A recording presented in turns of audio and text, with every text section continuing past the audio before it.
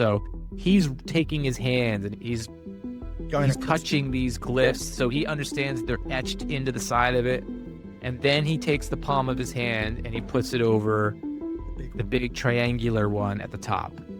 And at that point, he notices that it's enveloped in, like, the white light envelops the whole area, but he said it's not like a light that was hurting his eyes at all.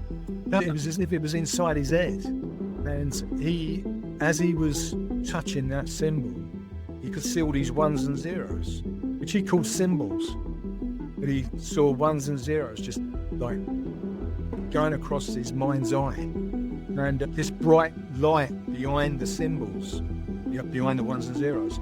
And after that lasted for, I don't know how would he say it, some seconds, he took his hand away and then it all stopped. And then he could see there was no kind of loss of vision like you would with a bright light. Like his pupils didn't dilate.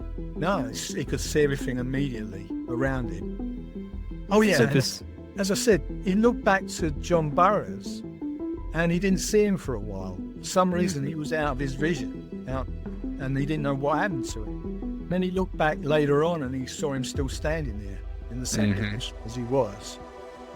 That kind of deer in the headlights stare. And then, yeah, it's... and just to recap, Burroughs is outside this sort of demarcation line of the dome of light. Yeah, which that's extends about 15 feet out and around radius. So he's outside of that. Yeah, on the edge of it. And this kind of, the light, the edge of the light was shining down on him as well. It was just on the edge of it. And he said there was no response from him at all. No response. He called him a few times, but there was no response. He's unresponsive. He's not responding to his name. He's just in a 1,000-yard stare, catatonic state. So soon after he took his hand off the symbol and all that kind of stopped, even though he could still see the ones and zeros in his mind,